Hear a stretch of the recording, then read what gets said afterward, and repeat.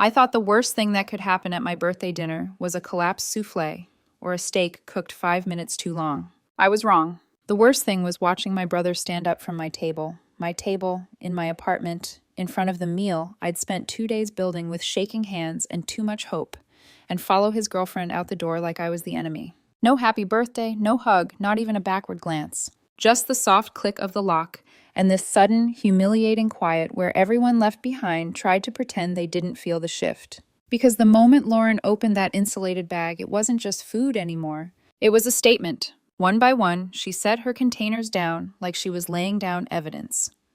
Lid, lid, lid. The plastic made a dull little sound against my dining table, my nice plates already laid out, the beef Wellington resting at the center like a pride I was trying not to show too loudly. My dad froze with his fork in midair. My mom's smile cracked at the edges. My best friend Sarah blinked like she'd misheard the entire room. And Lauren, quiet, poised, almost clinical, just started eating her plain chicken as if nothing about this was strange. I remember the heat in my face, the way my throat tightened, like my body was trying to swallow the insult before my brain could name it. Lauren, I said carefully, because I was the host, and it was my birthday, and I didn't want drama. What are you doing? She didn't even flinch. She just looked at me like I was the one being unreasonable. I'm on prep, she said. I can't eat that. That. Not your food. Not what you made. Just that. Like my love had been reduced to a problem ingredient. And then she smiled, small, proud, and added, my competition matters more than one dinner. It should have ended there. An awkward moment, a tense laugh, a text apology later.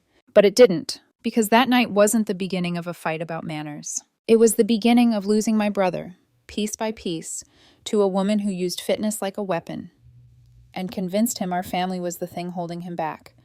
I'm Vicky, 32, graphic designer by day, the kind of job that makes your eyes dry and your shoulders tense without you realizing it until you're home and rubbing knots out of your neck. But if you asked anyone who actually knows me, my parents, Sarah, even Keith before all this, what I really am, they'd say the same thing. I'm the one who feeds people. Not in a Pinterest perfect way, not as a performance. It's just how I learned to show love. When I was a teenager, my mom would let me stand beside her in the kitchen, hair tied back, sleeves rolled up, tasting sauces with a wooden spoon like it was sacred.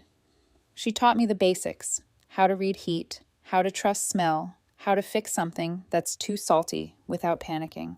But the obsession, the need to create something from scratch and watch people soften when they take a bite, that part grew in me over years. YouTube tutorials at midnight, cookbooks marked with sticky notes, flour on my floor because I got overconfident with homemade pasta. I made mistakes, learned, made better mistakes, and slowly I built this private little identity.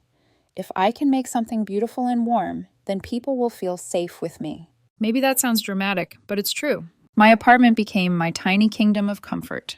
Small dining table, mismatched candles, the smell of roasted garlic slipping into the hallway because my place isn't huge. I don't have a yard. I don't have a big family house. But I have a kitchen, and I have hands that know what to do when I'm nervous. Keith used to tease me about it. He's my younger brother, 29 now, but in my mind, he's still the kid who used to hover behind me waiting for the first cookie sheet to come out of the oven. Growing up, we were close in that sibling way where you fight about stupid things and then forget why you're mad 2 hours later. He was always more social than me, more out there. Sports with friends, random plans. His life always had motion. I was the steady one, the reliable one, the one my parents called when they needed help with tech or paperwork or planning. I didn't mind. It felt good to be the dependable daughter, the sister who could be counted on. Then Keith got a job in IT, and adulthood made us not distant exactly, but busy. We still did Sundays at our parents' house most weeks. Still had group chats. Still had our old jokes. It wasn't perfect, but it was ours. And then Lauren showed up. 8 months. That's how long she'd been in his life by the time my birthday dinner happened. 8 months isn't that long in the grand scheme of things, but it was long enough for her presence to start changing the air around him. At first, she seemed nice. That's what everyone said, and I said it too because it's the polite thing. Lauren was 27, quiet, always put together in that way that feels intentional. She didn't stumble over words. She didn't fill silence. She just sat beside Keith at family gatherings, like she was observing an experiment. The first time I met her, she shook my hand with a grip that felt measured. Not warm, not cold, just firm. Her nails were clean and short. She smelled faintly like something citrusy and expensive. She didn't ask many questions, and when I tried, because I did try, she gave me short answers. Where are you from? Around here. What do you do? Fitness stuff. What do you like? Training. It wasn't that she was rude, it was more like she was sealed off. Keith, though? Keith was glowing. He talked about her like she'd brought meaning into his life. Lauren's so disciplined.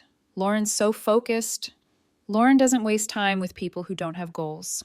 It started to bother me, not because I disliked her, but because the way he said those things sounded like he was learning a new language, a language where dedication was the only virtue that mattered. Still, I told myself I was being protective. I'm the older sister. It's my job to be skeptical until proven otherwise. People date, people change. That's normal. So when my birthday came around, I decided to do what I always do when I want to bring people closer. I cooked. Usually we went out to a restaurant for birthdays. Easy, casual, no pressure. But that year, I wanted something different. I wanted them in my space, under my lights, eating food I'd made with my own hands. I wanted Keith and Lauren to feel included. I wanted to prove, maybe to myself, that she could fit into our family if we just gave it warmth. I planned the menu weeks ahead like it mattered more than it should. Beef Wellington is the main because I'd been dreaming about pulling it off. Golden pastry, perfect medium rare, mushrooms cooked down into this rich, earthy layer that tastes like effort. Roasted vegetables. Mashed potatoes loaded with butter and cream because life is short and birthdays deserve softness. A green salad with homemade vinaigrette because I'm not a monster. And chocolate lava cakes for dessert. Warm centers, powdered sugar like snow. The kind of dessert that makes people close their eyes on the first bite. The day before my birthday, I prepped, chopped, sautéed, cleaned as I went, because that's what my mom taught me. The day of, I started cooking at noon. My apartment smelled like mushrooms and thyme. My feet hurt. My hair was pulled back. My hands were steady, even when my chest wasn't. I remember looking at the finished Wellington before anyone arrived, sitting there like a promise. This is going to be good, I whispered to myself. And maybe that's what makes what happened next feel so sharp. Because I didn't just host a dinner. I offered my heart on a plate. And Lauren came in carrying an insulated bag, big enough to hold a message. The first moment I saw Lauren's insulated bag, I felt a jolt in my chest, a warning I didn't fully understand yet. At first, I tried to rationalize it. Maybe she's bringing dessert or wine, I thought. That's thoughtful, right? But the way she held it, like it was an extension of herself, made me uneasy. I set the plates on the table, trying to keep the energy light. My parents were chatting about work. Sarah was telling a story about her dog, and Keith smiled nervously, as if he knew something I didn't. Then she opened the bag. 1 container, 2 containers, 3. Steam and the faint smell of plain grilled chicken wafted out. A second smell, protein powder mixed with water, hit me. My fork hovered midair. My mom's eyebrows shot up. Sarah blinked, and for a split second, the room was frozen in disbelief. I asked, trying to keep my voice calm, "Lauren, what is this?" Her response was almost surgical. "I'm on a strict meal plan. I'm preparing for a competition. I can't eat what you made." What I made? The words echoed in my head. All the hours, chopping, roasting, simmerings, carefully layering flavors. All the careful timing to serve everything hot. My chest tightened. My hands curled into fists beneath the table. I tried to laugh it off. "Oh, I didn't realize. Maybe you could have told me earlier, and I could have adjusted?" My voice faltered. The word sounded smaller than I felt. Lauren tilted her head slightly, like a scientist observing an anomaly. "I didn't want to bother anyone. It's easier to just bring my own food." That phrase, "easier to just bring my own food," struck me like a slap. I felt the heat rising in my ears, my stomach flipping over itself. This wasn't about dietary needs anymore. This was about control. This was about messaging, and it was directed straight at me. Keith shifted in his seat, looking uncomfortable, glancing from his girlfriend to me. I could see the conflict in him, the way he wanted to side with her, but didn't fully understand why it felt wrong. That moment was the first real crack in the image I had of my brother, the one I grew up with, the one who used to protect me from scraped knees and bullying. I took a deep breath and tried again, softer this time. Lauren, it's my birthday. I cooked for everyone. I wanted to celebrate together. It would have been nice to know. Her eyes flicked to Keith. She shrugged, and I could feel the weight of her judgment like a physical pressure. I can't compromise my prep. I'm serious about this. Her tone made it clear. Any suggestion that she might bend was irrelevant.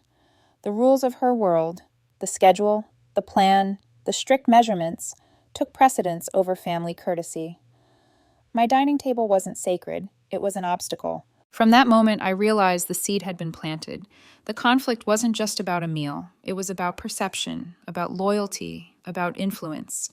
Lauren had started to subtly reframe Keith's understanding of our family. She painted him as the disciplined one, surrounded by people who didn't get dedication, while casting me, the sister who spent hours in my kitchen perfecting each dish, as someone petty, jealous, or controlling. I remember noticing the way Keith looked at her as she spoke. Admiration, almost devotion. He didn't interrupt. He didn't clarify. He just absorbed her worldview, which was slowly filtering his own perception of us. After the dinner, as Lauren packed her containers with precision, the tension in the room lingered like a thick fog. Keith's face was pale. My parents exchanged worried glances. Sarah tried to make a joke to lighten the mood, but it fell flat. That night, I lay in bed replaying the dinner in my head. The small details haunted me. The way Lauren's lips barely curved into a smile, the mechanical way she organized her meal, the way Keith seemed smaller somehow, diminished by his allegiance to her. I could feel the shift starting, not dramatic yet, almost imperceptible, but undeniable. I realized then that the problem wasn't Lauren's food. The problem was that she had found a way to use her dedication and Keith's admiration of it to subtly isolate him from the family, to turn our love and concern into suspicion. The seed of conflict had been sown, and I knew deep down that this was just the beginning. It wasn't going to be a simple dinner anymore. This was the start of a slow, creeping tension that would test every bond I thought I had. The weeks after my birthday dinner were strange, almost imperceptible at first. Keith started canceling family outings, citing training conflicts or prep schedules. Lauren's influence was subtle, like a fog settling over our family dynamic. I noticed it during phone calls too. Keith sounded sharper, more defensive.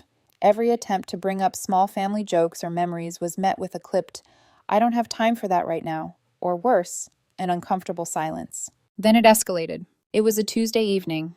I had prepared a small batch of cookies for a casual family catch-up at my parents' house. Lauren was visiting too, for reasons I wasn't clear about. Keith insisted she come, though he claimed it was for moral support, while he helped me set the table. The moment we sat down, Lauren's posture changed. Shoulders back, chin high, eyes scanning the room like she was evaluating every comment, every gesture. She made a casual remark, smiling faintly. "I've noticed you guys don't really understand what it takes to succeed in fitness. It's hard to relate to people who aren't committed." I froze. My fork hovered over the cookies. Not this again, I thought. I tried to respond lightly.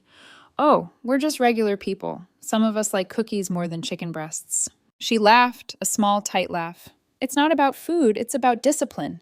Keith nodded solemnly, and then he said something that made my stomach plummet. "You're right, Lauren. I've realized some of my family doesn't get it. I shouldn't have expected them to." My mother's spoon rattled against the bowl. My dad's eyebrows knitted together in confusion. Sarah whispered something to me, wide-eyed, but I couldn't speak. My own brother, sitting across from me, had just subtly denigrated his family, his own family, to his girlfriend. And worse, he meant it. That night, after everyone left, I tried talking to Keith privately. "What happened to us?" I asked, my voice low. "You used to laugh at my burnt cookies. You used to call me petty if I got mad at you. Now, I don't even recognize you." Keith's eyes were guarded. He avoided mine. "I'm just trying to focus," he said. "Lauren's right. You wouldn't understand. You don't get how important this is." I could feel something in me shift then, a mixture of fear, disbelief, and sorrow. I wanted to argue, to pull him back, but the words wouldn't come out. Instead, I left, the sound of the front door closing behind me echoing like a verdict. That was the first real moment I realized that Lauren wasn't just difficult. She was strategically dangerous. She had found a way to position herself as the lens through which Keith interpreted everything. Anything he previously felt for his family was now filtered through her approval. Any doubt or question he had was dismissed because she framed it as a lack of commitment or weakness. The breaking point came the following weekend. My parents had organized a casual brunch at our hometown cafe. I drove up, hoping to salvage some connection. Keith and Lauren were already there, seated at a corner table. Lauren waved at me, all smiles, but her eyes carried a challenge. Throughout brunch, I noticed how she dominated the conversation, carefully praising Keith's commitment to training while subtly undermining any other topic. My parents tried to engage him, asking about work, mutual friends, even trivial anecdotes from childhood.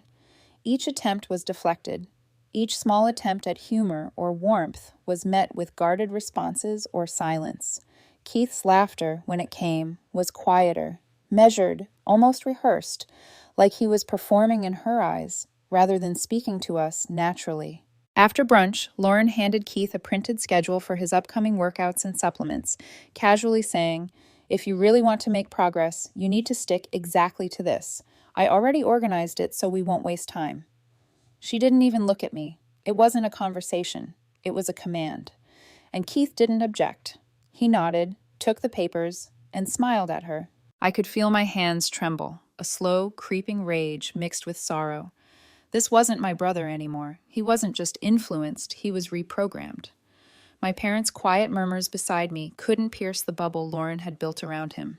Driving home, I realized the truth in a cold, sinking way. The dinner had been the spark. But this complete shift of loyalty, perspective, and identity was the fire. The seed of conflict had blossomed into a forest of manipulation, and there was no simple way to reach him anymore. I sat in my car for a long time, gripping the steering wheel, heart racing. My mind replayed every interaction of that dinner, every subtle slight, every dismissive tone, every smirk. I could see now how carefully Lauren had framed every moment, every meal, every conversation to her advantage. The problem wasn't just her ego, it was the way she weaponized Keith's admiration to isolate him from us. That night, I couldn't sleep. I kept thinking, how did we get here? How did a dinner, my birthday dinner, turn into losing my brother? The truth was harsh. It wasn't just a clash of personalities. It was manipulation, calculated and precise, slowly chipping away at the bond I thought was unbreakable. And I realized, with a chill I couldn't shake, this was only the beginning. After that weekend brunch, I felt a hollowness I hadn't known was possible. Driving back to my apartment, the city lights blurred as my mind replayed every detail, every nuance of Lauren's behavior. My chest tightened, a weight I couldn't shake, and I realized something terrifying. My brother wasn't the Keith I knew anymore. The brother who once laughed at my jokes, teased me gently, and defended me when I argued with friends.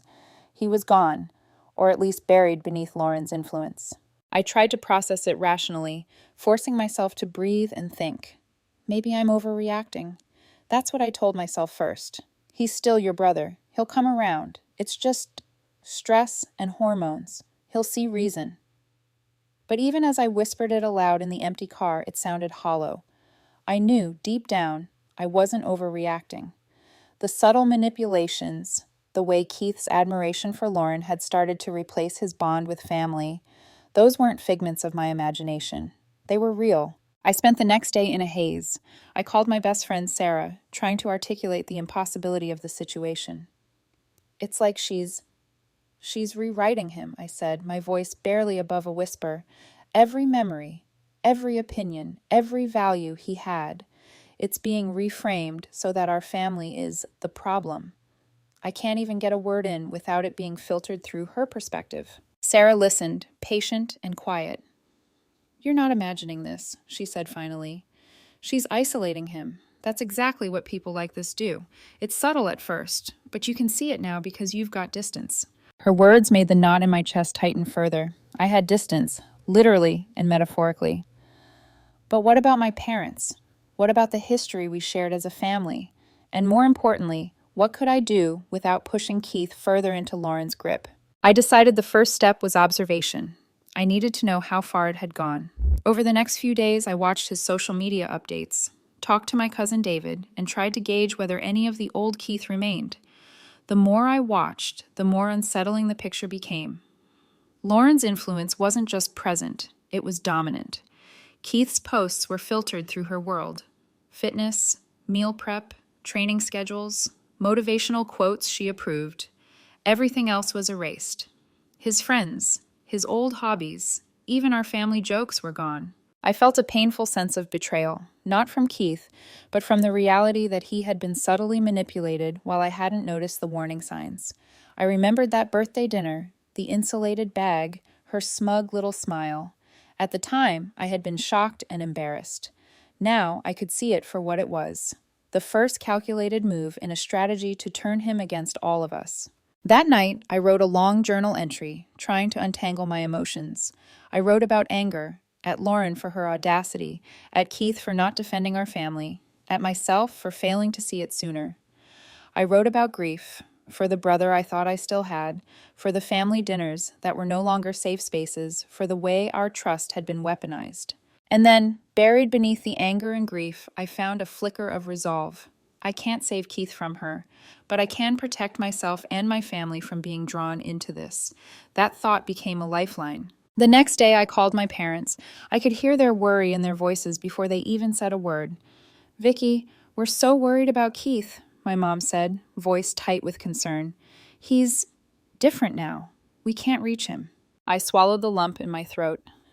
"I know," I said quietly. "I've seen it too.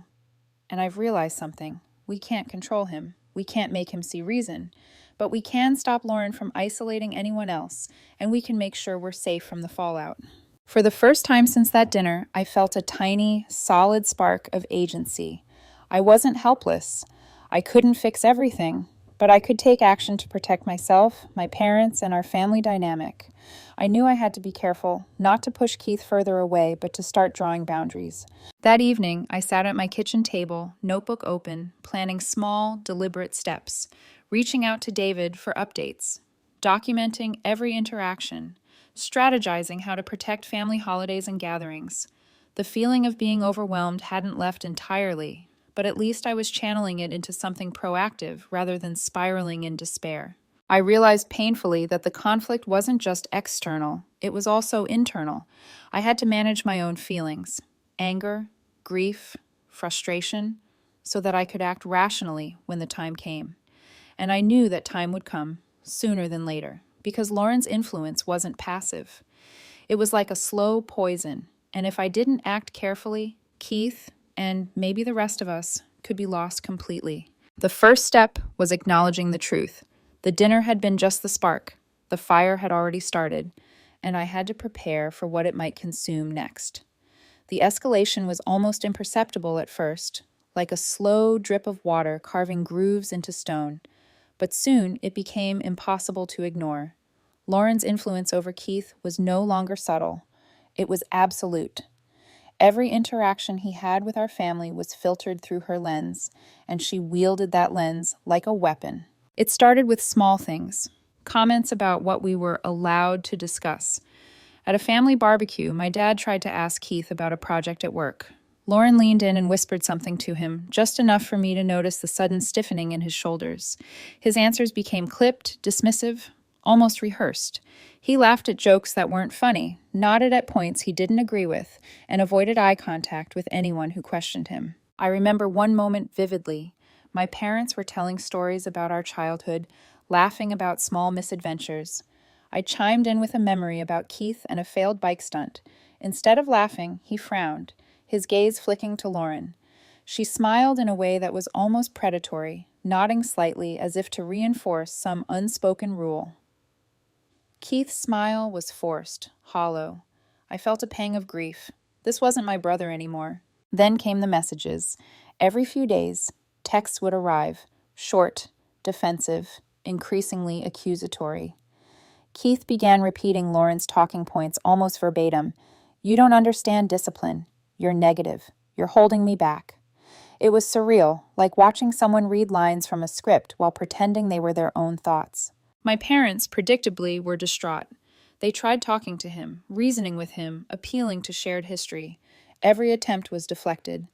My mom would ask gently, "Keith, don't you miss the family dinners?" And he would respond, voice tight and cold, "I'm focused. You wouldn't understand." Lauren's power wasn't just over him, it was over the narrative itself.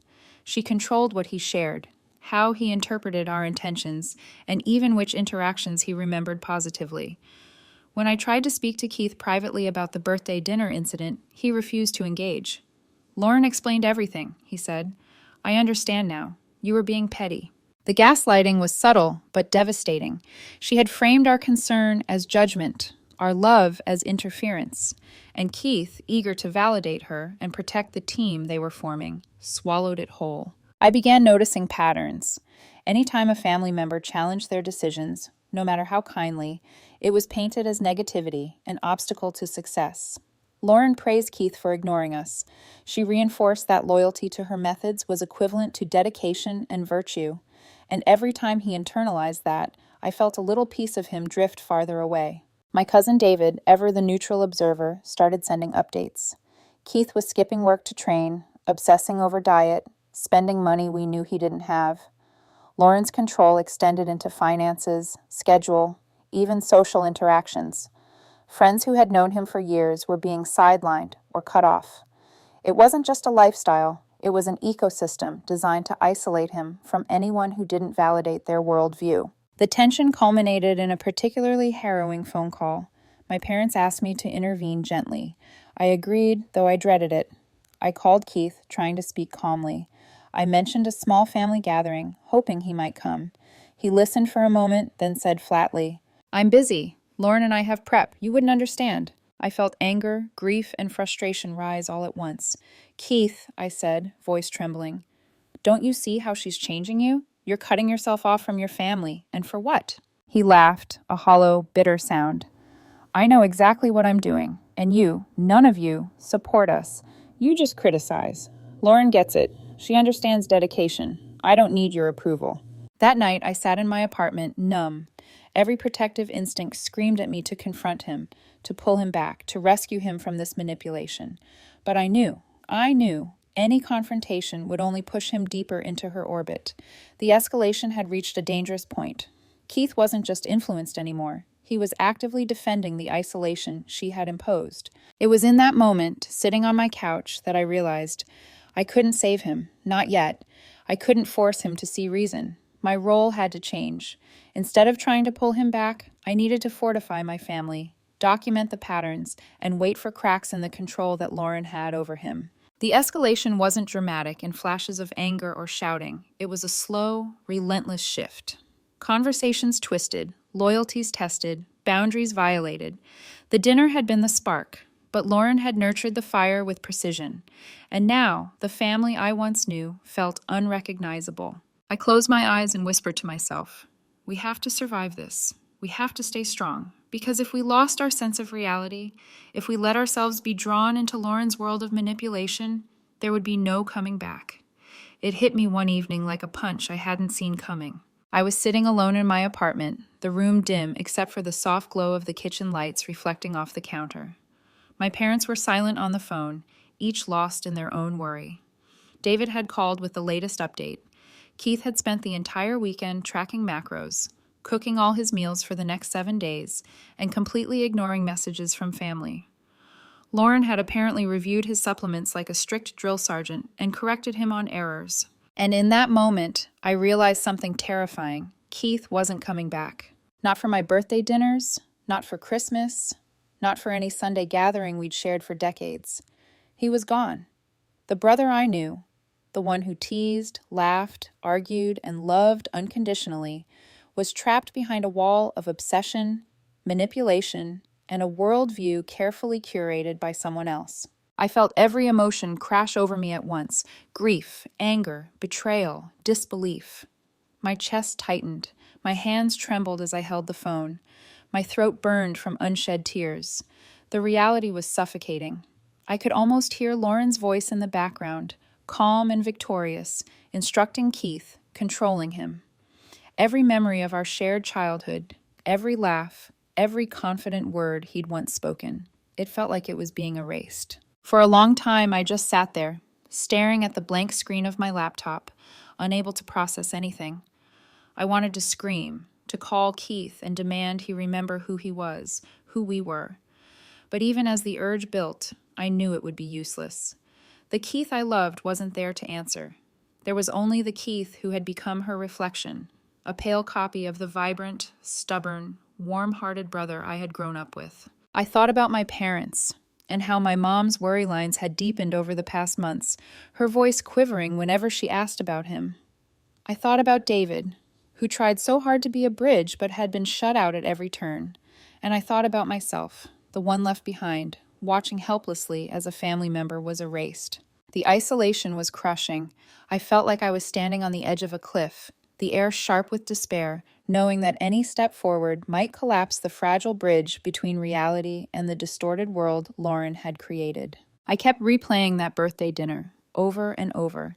Each detail now seemed like a calculated move. The insulated bag, the smug explanation about diet, the subtle insinuation that I was jealous, controlling, petty.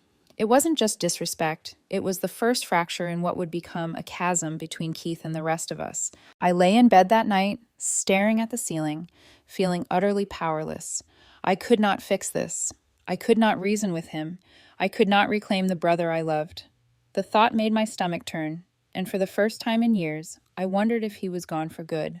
The fear, the grief, the helplessness, it was like being trapped in quicksand, sinking deeper with each attempt to reach him. I questioned everything, my own judgment, my approach, even my right to feel hurt. Was I overreacting? Was I imagining the manipulation? But deep down, the truth was clear. This was real, and it was devastating. That night, in the silence of my apartment, I allowed myself to feel it all. The hopelessness, the sorrow, the rage, the fear. I cried quietly, shaking, exhausted from fighting a battle I couldn't win. It was the lowest point, the dark moment I had to endure before I could find a path forward. Because even in that darkness, a tiny spark remained, a whisper in my mind that told me, I can't save him, but I can survive. I can protect myself and those I love, and someday, when the smoke clears, I will emerge stronger. The morning after that night of grief, I woke up with the weight of exhaustion pressing down on me. But something had shifted. The helplessness that had paralyzed me was still there, but beneath it, a faint spark of clarity had started to glow. I realized that I had been living in reaction, letting Lauren's control over Keith dictate my emotions and decisions. It was time to step out of the cycle of despair. I began by gathering information. David had been invaluable, providing updates without judgment, always careful to avoid inflaming Keith further. I started documenting everything: messages, social media posts, conversations with family, even small observations about how Lauren interacted with Keith. It was methodical and, for the first time, empowering. I wasn't trying to fight Keith or Lauren, I couldn't, but I could preserve the truth. Then I took a step that felt almost radical. I began setting boundaries. No more involuntary updates from others unless they were crucial. No more endless speculation about what Keith was thinking or feeling. No more letting the uncertainty control my mood or dictate my days. I focused on my own life, work projects, hobbies, and the friends who were my anchors. For years, I had let myself bend toward Keith's choices, trying to stay connected, to protect him. Now I understood. The only way to protect the family and myself was to reclaim my own stability. The turning point was reinforced when my mom called me, worried and exhausted. She admitted, her voice heavy, "Vicky, I think we've been fighting a losing battle with Keith. We can't force him to see us, but we can survive this." Her words hit me like a lifeline. The path forward wasn't confrontation. It was preservation. It was caring for ourselves, staying grounded in reality, and not letting manipulation dictate our lives. I also reached out to my parents to strategize small ways to maintain connection without direct interference. Family holidays, if attended, would have clear boundaries. Communication with Keith would be cautious, deliberate, and documented. Every interaction had to be intentional rather than reactive. And then came the moment of personal realization. I had to stop blaming myself. I had done nothing to cause this. Keith's choices, Lauren's manipulations, none of it was my responsibility. For the first time, I felt the faint stirrings of freedom from guilt. I was allowed to protect myself without worrying that I was abandoning him. The clarity gave me strength to take action on small, meaningful levels. I began organizing my parents' communication with David, ensuring that updates were accurate and factual. I began checking in with my mom and dad without letting the conversation spiral into despair or anger.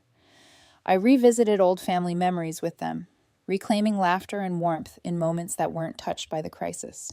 I also confronted my own emotions honestly. I journaled about my grief, my anger, my fear. I admitted how much I missed my brother, but I acknowledged that what I was missing was the brother I knew, not the one Lauren had reconfigured. Naming that truth freed part of me. By the end of that week, something remarkable happened. The constant anxiety, the obsessive thinking about Keith and Lauren had eased. Not gone, but manageable. The fire that Lauren had started in our family was still there, but it no longer dictated my daily life. I had reclaimed agency. That was the turning point. I couldn't save Keith, but I could preserve my family, my sanity, and my life. I had recognized the patterns of manipulation, set boundaries, and begun to heal internally. It was a quiet victory, but a profound one. For the first time since that birthday dinner, I felt like I had space to breathe. And for someone who had spent months trapped in a cycle of manipulation and grief, breathing felt like freedom. It didn't happen overnight, but the ripple effects of their choices eventually became impossible to ignore. Lauren had built this careful world around Keith, a bubble of discipline and control. But the bubble was fragile, and the cracks started to show in ways they hadn't anticipated. The first signs came from financial strain. Keith, eager to impress Lauren and follow her rigid schedules, had spent more than he could afford on supplements, training programs, and competition fees. David, our cousin, started noticing the unusual requests for loans and asked Keith why he wasn't using his own savings. Keith brushed it off at first, insisting it was an investment in their future. But as the months went on, Lauren's control extended into every dollar, every expense, until their savings were gone, and they had no cushion for emergencies. Then came the competitions. Lauren's first show wasn't the triumph she'd envisioned. Placing 7th out of 12, she smiled for the photos, but couldn't hide the exhaustion etched into her face. Keith, in turn, posted glowing comments online, praising her dedication and framing the results as a stepping stone. To outsiders, it seemed inspiring. To our family, it was a glaring reminder of how far they'd removed themselves from reality. The isolation deepened. Keith stopped communicating with us entirely. Calls went unanswered, messages ignored, and any attempt by my parents or David to intervene was dismissed or met with hostility. Lauren framed their disengagement as a victory, proof that Keith was now surrounded only by people who understood his dedication and commitment. She had successfully turned him against the family he once loved. Their living situation became precarious. Unable to sustain the high costs of competition prep and training, they were forced to move in with Lauren's parents. Even there, their world was confined to the routines dictated by the trainer they idolized, a person who encouraged detachment from anyone not aligned with their vision of success. Keith began working part-time at a supplement store owned by the trainer, scraping by while his savings vanished. Lauren remained immersed in her own regimen, often neglecting the consequences for both of them. Socially, they were isolated. Former friends drifted away, confused or frustrated by the extreme focus on fitness and the demands it placed on their interactions. The online posts continued, a curated display of discipline and achievement that belied the reality of exhaustion, financial stress, and strained relationships. For my parents, the emotional toll was immense. My mom cried when recounting the moments she'd tried to reach Keith, only to be shut out or escorted away.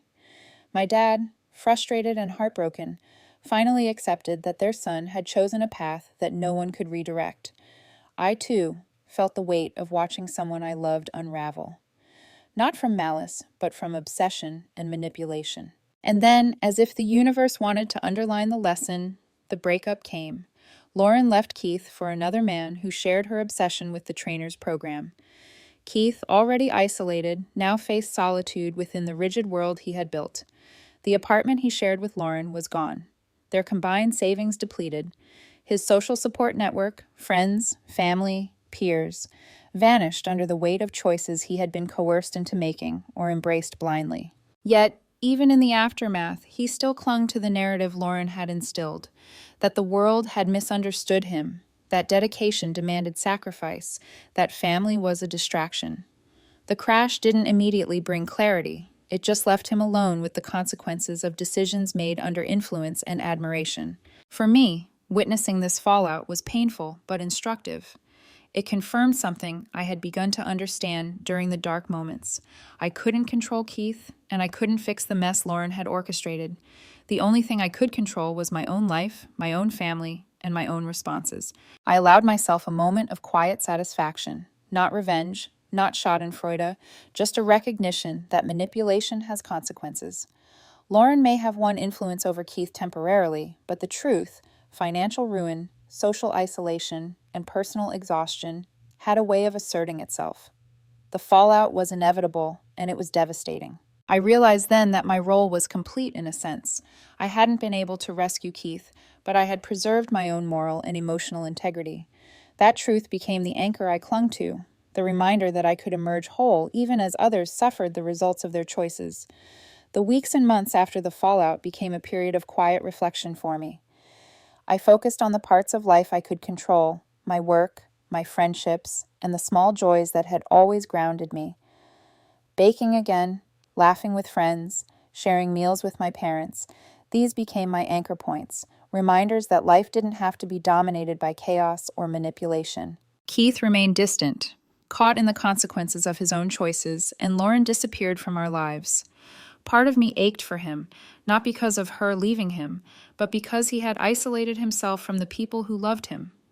But I also knew there was no guilt to carry. I had done what I could. I had stood my ground, set boundaries, and refused to allow manipulation to dictate my own sense of self-worth. For me, healing didn't mean forgetting. It meant understanding, accepting, and reclaiming control. I allowed myself to grieve the brother I once knew, to acknowledge the bond that had been strained and perhaps permanently altered. And I allowed myself to celebrate the strength I had discovered, the ability to remain compassionate, clear-minded, and resilient, even in the face of betrayal and manipulation. I learned that sometimes the people we love the most can make choices that hurt themselves and others, and that trying to force them back onto a path they refuse to follow only drains our energy and peace. The lesson was clear. Love is not control. Family is not ownership, and personal growth requires both boundaries and acceptance. I also learned to trust my instincts, to notice subtle signs before they escalate into something irreparable. The birthday dinner, the insulated bag, the subtle shifts in Keith's loyalty, they were warnings I could now recognize. I didn't ignore them, and that awareness gave me the strength to act with clarity rather than panic. Now, as I look back, I see the entire journey as a test of endurance, patience, and self-respect. I didn't win a battle to save Keith. I didn't need to. What mattered was that I preserved my own integrity, my relationship with my parents, and the truth of what happened. Life moved forward, not neatly, not perfectly, but with a sense of empowerment I hadn't felt before. Some days, I miss the person Keith used to be. Some days, the memory of that dinner still stings, but those feelings no longer hold me hostage. I am stronger, wiser, and more aware of the forces that can shape human relationships in ways both subtle and profound. And for anyone watching or reading this story, the takeaway is simple but vital. Protect your boundaries, trust your instincts, and understand that you cannot control the choices of others, only how you respond to them.